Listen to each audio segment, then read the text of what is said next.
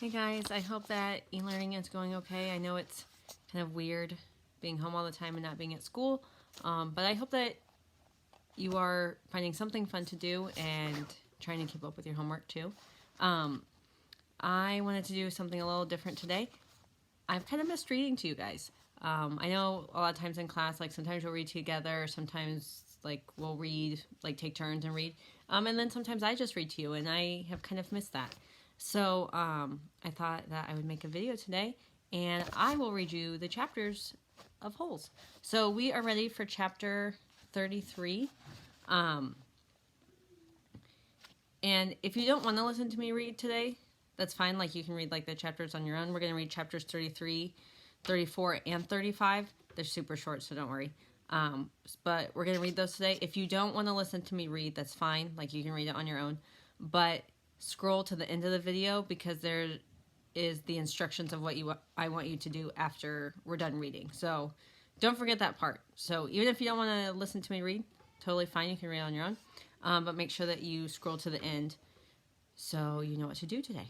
Okay, so I want to say, actually I'm not going to say, I will write in the notes what page you start on.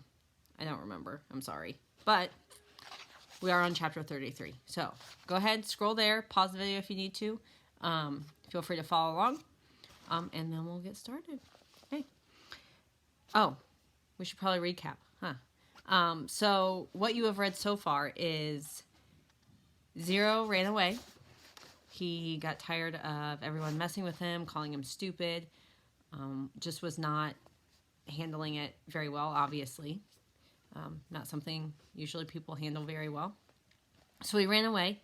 They decided they weren't going to look for him. They were just going to lie if anyone ever came to find him.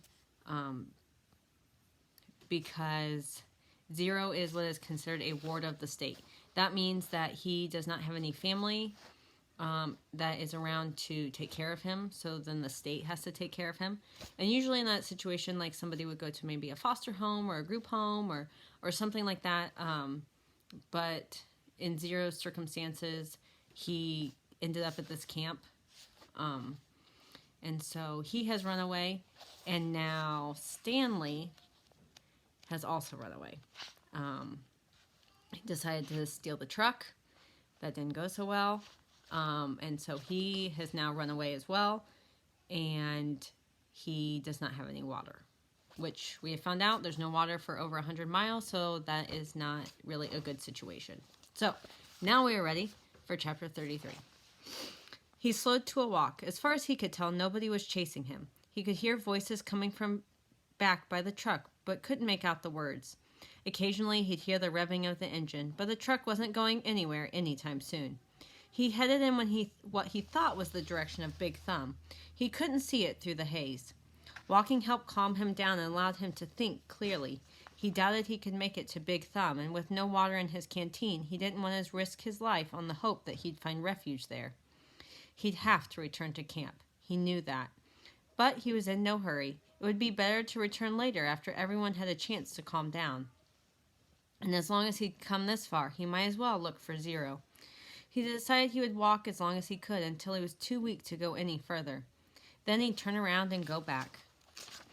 He smiled as he realized that that wouldn't quite work. He would go halfway as far as he thought he could go, so then he'd still have the strength to return. Then he'd have to make a deal with the warden, tell her where he found Kate Barlow's lipstick tube, and beg for mercy. He was surprised by how far the hole extended. He couldn't even see the camp compound anymore, and he still kept passing holes. Just when he thought he'd passed the last hole, then he'd come across another cluster of them, a little further away. Back at the compound, they had dug in a systematic order, row by row, allowing for space for the water truck. But out here, there was no system, as it was if every once in a while, in a fit of frustration, the warden would pick a spot at random and say, "What the hell, dig here." It was like trying to guess the winning numbers in the lottery. Stanley found himself looking down into each hole he passed. He didn't admit to himself what he was looking for. After more than an hour had gone by, he thought he had surely seen the last hole, but then off to the left he saw another cluster of them. He didn't actually see the holes. He saw the mounds of dirt that surrounded them. He stepped over the mounds and looked into the first hole. His heart stopped. Down at the bottom was a family of yellow-spotted lizards. Their large red eyes looked up at him. He leapt back over the mound and ran. He didn't know if they were chasing after him. He thought he might have seen one leap out of the hole. He ran until he couldn't run any further, then collapsed. They hadn't come after him.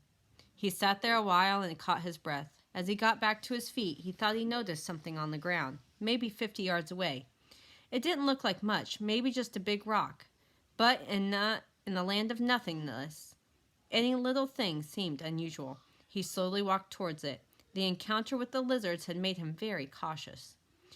It turned out to be an empty sack of sunflower seeds.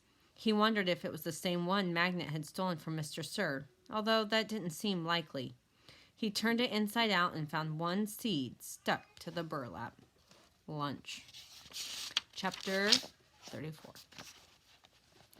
The sun was almost directly overhead. He figured he could walk for no more than another hour, maybe 2, before he had to turn back. It seemed pointless. He could see there was nothing ahead of him, nothing but emptiness. He was hot, tired, hungry, and most of all, thirsty. Maybe he should just turn around now. Maybe he had already gone halfway and didn't know it.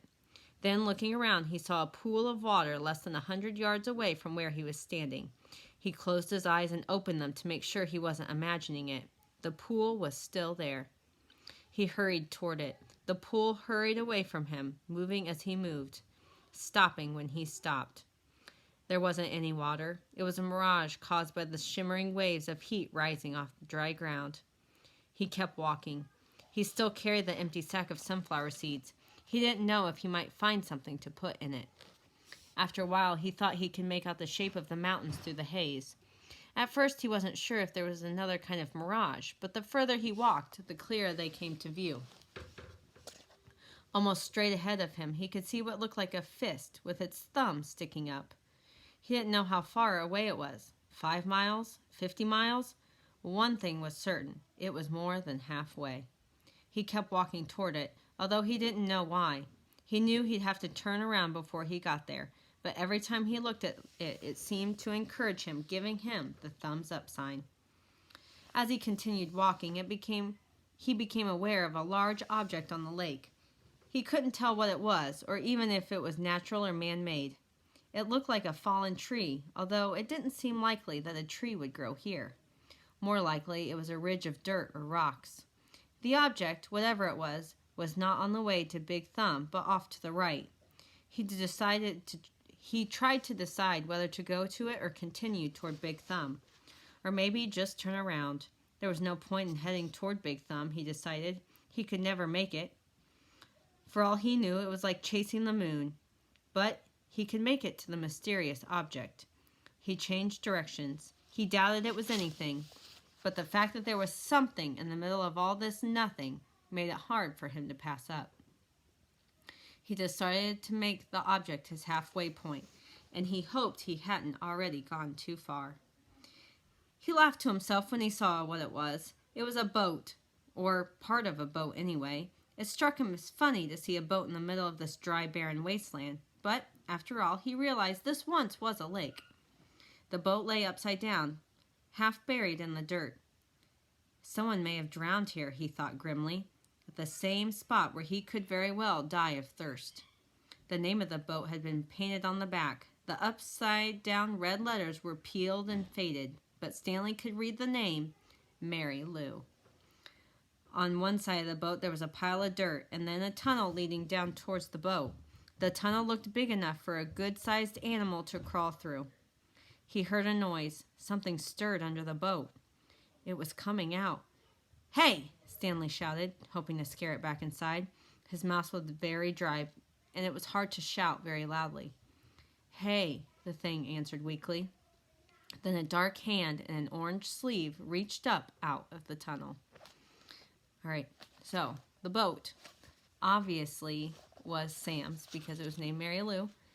So he has found the spot where Sam was trying to row across the lake to get away, and then they shot him and his boat sunk. So that is what he found. Chapter 35. Zero's face looked like a jack-o'-lantern that had been left out too many days past Halloween, half rotten, with sunken eyes and a drooping smile. "Is that water?" he asked. His voice was weak and raspy. His lips were so pale they were almost white, and his tongue seemed to flop around uselessly in his mouth as he spoke, as if it kept getting in the way. "It's empty," said Stanley. He stared at Zero, not quite believing that he was real. "I tried to bring you the whole water truck, but," he smiled sheepishly, "I drove it into a hole. I can't believe you're—" "Me neither," said Zero. "Come on, we gotta get back to camp." Zero shook his head. "I'm not going back." "You have to. We both have to." "You want some sploosh?" Zero asked. "What?" Zero shaded his eyes with his forearm. "It's cooler under the boat," he said. Stanley watched Zero crawl back in through his hole. It was a miracle he was still alive, but Stanley knew he would have to get him back to camp soon, even if he had to carry him. He crawled after him. He was just able to squeeze his body through the hole. He would have never fit when he had first come to Camp Green Lake. He'd lost a lot of weight. As he pulled himself through, his legs struck something sharp and hard. It was a shovel. For a second, Stanley wondered how it got there, but then he remembered that Zero had taken it with him after striking Mr. Pendanski. It was cooler on the boat, which was half buried in the dirt. There were enough cracks and holes in the bottom of the boat, now the roof, to provide light and ventilation. He could see empty jars scattered about. Zero held a jar in his hand and grunted as he tried to unscrew the lid. "What is it?" "Sploosh." His voice was strange as he worked on the jar. "That's what I call it. They were buried under the boat." He still couldn't get his lid off. "I found 16 jars. Here, hand me the shovel." Stanley didn't have room to move. He reached behind him, grabbed the wooden end of the shovel, and held it out to Zero, blade first. "Sometimes you just have to," Zero said, and then he hit the jar against the blade of the shovel, breaking the top of the jar clean off. He quickly brought the jar to his mouth and licked the sploosh off the jagged edges that spilled. "Careful," Stanley warned. Zero picked up the cracked lid and licked the sploosh off of that as well. Then he handed the broken jar to Stanley. "Drink some." Stanley held it in his hand and stared at it a moment. He was afraid of the broken glass. He was afraid of the sploosh. It looked like mud. Whatever it was, he realized, it must have been in the boat when the boat sank. That meant it was probably over 100 years old. Who knew what kind of bacteria could be living in it? "It's good," said Zero, encouraging him. He wondered if Zero had heard of bacteria. He raised the jar to his mouth and carefully took a sip. It was a warm, bubbly, mushy nectar, sweet and tangy. It felt like heaven as it flowed over his dry mouth and down his parched throat. He thought it might have been some kind of fruit at some time. Perhaps peaches. Zero smiled. "I told you it was good." Stanley didn't want to drink too much, but it was too good to resist. They passed the jar back and forth until it was empty. "How many are left?" he asked. "None," said Zero. Stanley's mouth dropped. "Now I have to take you back," he said. "I'm not digging any more holes," said Zero. "They won't make you dig," Stanley promised. "They'll probably send you to the hospital, like Barf Bag." "Barf Bag stepped on a rattlesnake," said Zero. Stanley remembered how he'd almost done the same. "I guess he didn't hear the rattle." "He didn't on purpose," said Zero. "You think?" "He took off a shoe and sock first." Stanley shivered as he tried to imagine it. "What's Marya-Luo-oo?" asked Zero. "What?" Zero concentrated hard. "Marya-Luo-oo. I have no idea." "I'll show you," said Zero, crawled back out from under the boat. Stanley followed. Back outside, he had to shield his eyes from the brightness. Zero walked around to the back of the boat and pointed to the upside-down letters. "Marya-Luo-oo." Stanley smiled. "Mary Lou. It's the name of the boat." "Mary Lou," Zero repeated, studying the letters. "I thought the Y made the Y sound." "It does," said Stanley, "but not when it's the end of a word. Sometimes Y is a vowel, and sometimes it's a consonant." Zero suddenly groaned. He grabbed his stomach and bent over. "You all right?" Zero dropped to the ground. He lay on his side with his knees pulled up to his chest, and he continued to groan. Stanley watched helplessly. He wondered if it was the sploosh. He He looked back toward Camp Green Lake. At least he thought it was the direction of Camp Green Lake. He wasn't entirely sure. Zero stopped moaning, and his body slowly unbent. "I'm taking you back," said Stanley. Zero managed to sit up. He took several deep breaths. "Look, I got a plan so you won't get in trouble," Stanley assured him. "Remember when I found the gold tube? Remember I gave it to X-Ray and Morton went crazy making us dig where she thought X-Ray found it. I think if I tell the warden where I really found it, I think she'll let us off." "I'm not going back," said Zero. "We got nowhere else to go," said Stanley. Zero said nothing. "You'll die out here," said Stanley. "Then I'll die out here." Stanley didn't know what to do. He had come to rescue Zero and instead drank the last of his sploosh. He looked off into the distance. "I want you to look at something." I want you to look up that mountain up there. See the one that has something sticking out of it?" "Yeah, I think." "What does it look like to you? Does it look like anything?" Zero said nothing. But as he studied the mountain, his right hand slowly formed into a fist. He raised his thumb. His eyes went from the mountain to his hand, then back to the mountain. All right, so that's all we're going to read today. What I would like you to do next. Down below the video is a link to another discussion board. What I would like you to do is I want you to pick one of the two characters. You can pick Zero or you can pick Stanley. I don't care which one you pick. Just pick one. But both of them have changed a lot since the beginning of the book. They've both changed in the way they interact with each other. They've both changed in the way they interact with other people, with the way they speak, since Zero really didn't even speak at the beginning of the book. And they've just changed in a lot of different ways. So what I would like you to do is pick one of the characters. I don't care, Zero, Stanley, whichever one you want. And then I would like you to write how they have changed since the beginning of the book. Sorry. So, in your original post, how they changed. Then I would like you to find a post of someone who picked the opposite character. So if you wrote about Stanley, find somebody's post who wrote about Zero.